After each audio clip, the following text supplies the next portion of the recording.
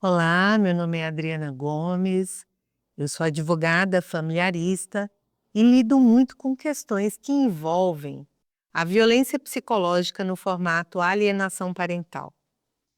E hoje, uma pergunta veio para mim, é uma pergunta leiga, mas que tem uma resposta técnica, né?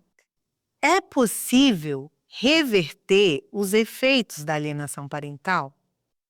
Então, todas as vezes que eu escuto isso, e não são poucas, né, no meu escritório, que eu chamo de clínica, porque as pessoas vêm bem preocupadas, muitas vezes adoentadas, por essa prática da alienação parental.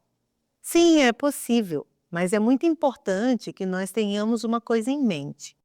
A alienação parental, ela é amiga do tempo.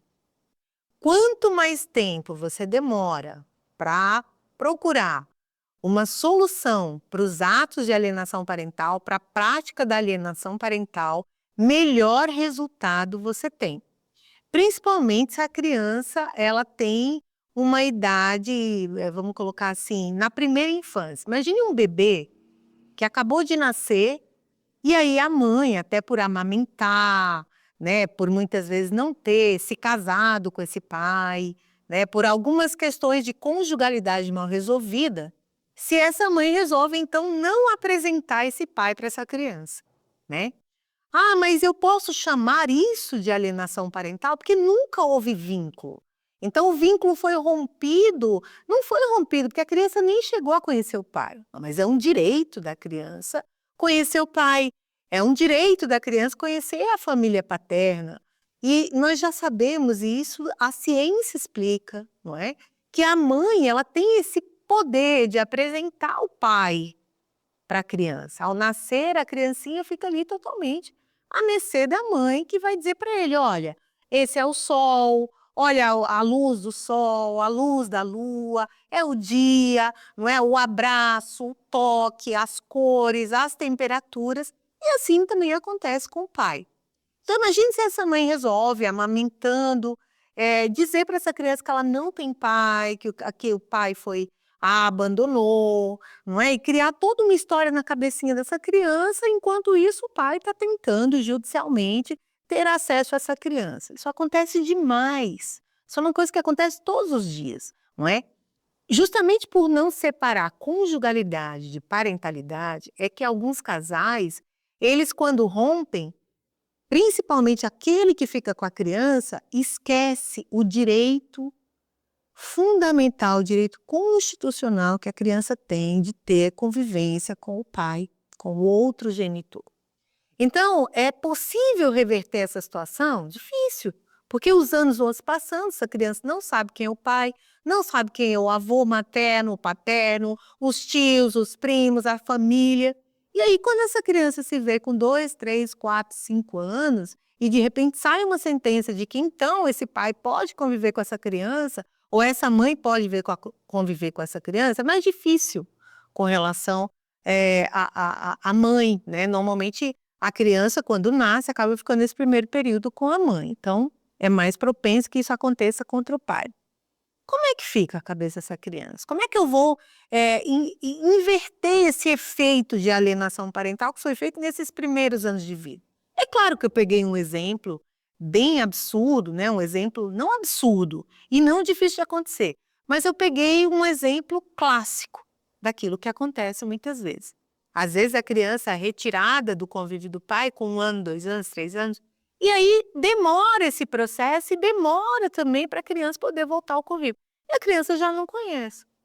Então, essa retomada de vínculo, de afeto, essa reconstrução dos vínculos, ela pode sim acontecer. E depende, claro, dos pais, mas aquela mãe não quer fazer essa reconstrução.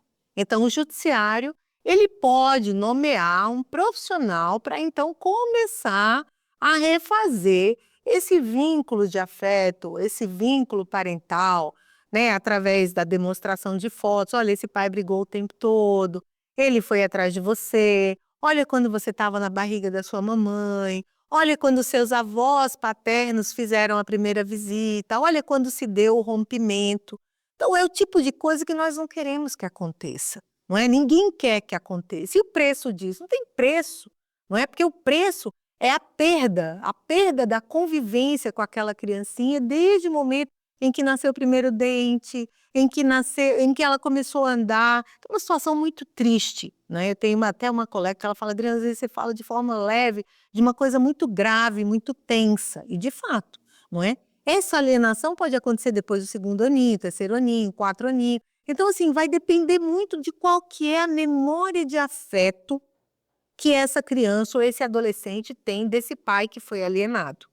Então, existe a possibilidade de inverter esses efeitos? Sim, não é?